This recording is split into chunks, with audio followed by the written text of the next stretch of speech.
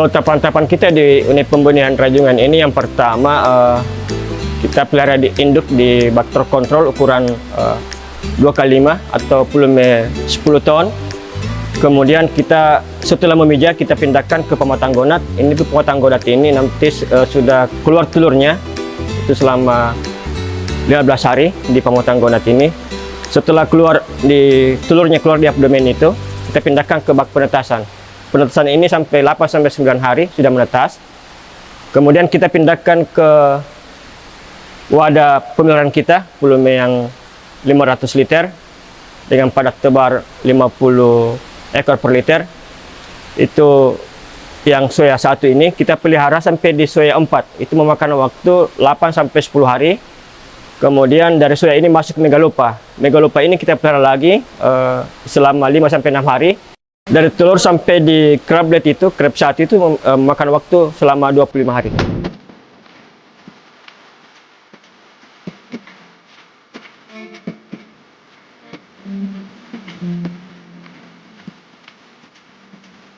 Media kita yang kita gunakan itu kita menggunakan air laut steril yang sudah salinitas 28-30 ppt, kemudian suhu itu harus optimal 29-30 derajat Celcius. Kalau untuk induk itu kita menggunakan ikan ruca jenis ikan tembang, kemudian ada pakai kekerangan, kemudian cumi-cumi. Pemberian pakannya itu 2 kali sehari. Kalau untuk porsinya, kalau untuk pagi itu kita menggunakan 40%, 60% untuk sore harinya. Kalau untuk yang di soya 1 itu kita masih full menggunakan rotifer sampai di soya 2. Soya 3 ini kita menggunakan rotifer sama artemia. Kemudian masuk di megalopa, kita stop rotifernya, tapi kita fokuskan ke ukuran zooplankton yang lebih besar, yaitu Artemia salina. Kemudian kita tambahkan lagi pakan buatan. Kalau yang paling kritis itu di unit pembenihan, kalau untuk kualitas air itu saya rasa hanya salinitas sama suhu air. Kalau untuk suhu itu kita menggunakan 29-30, kemudian salinitas kita jaga 28-31 kalau untuk yang larvanya.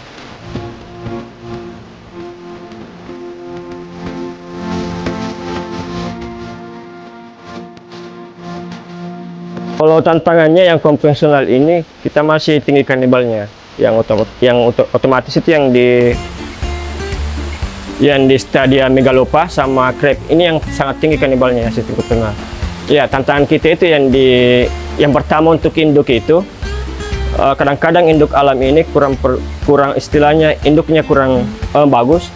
Tapi kedepannya ini karena sekarang kita lagi mengembangkan untuk dairy tambak, kedepannya itu kita akan mengambil induk betinanya itu dari tambak, kemudian kita kawin silang sama induk dari alam yang menggunakan yang jantannya. Nanti kita kawin silang di situ, menghasilkan induk yang berkualitas.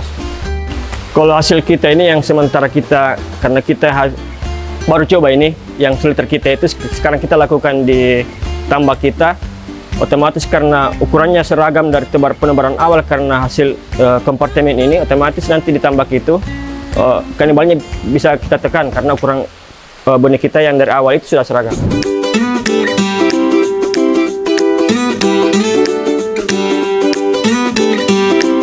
BPBAP Takalar saat ini sudah melakukan kegiatan budidaya rajungan.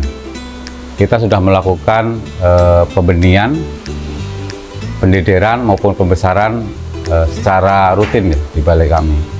Jadi ketika di pembenihan kita sudah melakukan mulai dari pemeliharaan induk, terus kita sudah pemijahan, menghasilkan larva yang nantinya akan kita benihkan dengan menggunakan beberapa sistem. Salah satunya untuk pembenihan ini ketika sudah menjadi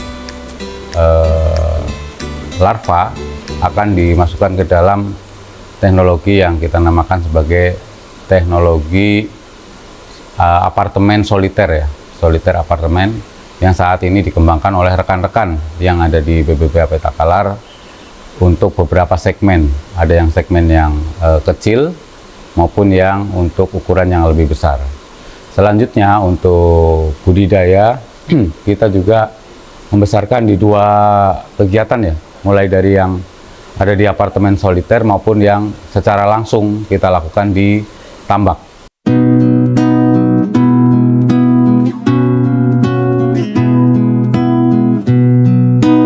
Paling tidak kita udah memperkenalkan budidaya rajungan dari yang tradisional. Nanti dari hasilnya kita harapkan petambak-petambak juga mau membudidayakan rajungan di tambak mereka, meskipun sebagai hasil samping atau nilai tambah.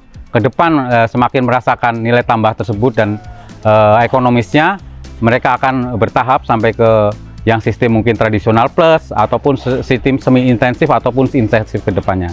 Sehingga budidaya rajungan ini berkembang dan berkelanjutan, tidak hanya kita Indonesia menghasilkan rajungan dari hasil tangkap saja, tetapi juga dari hasil budidaya.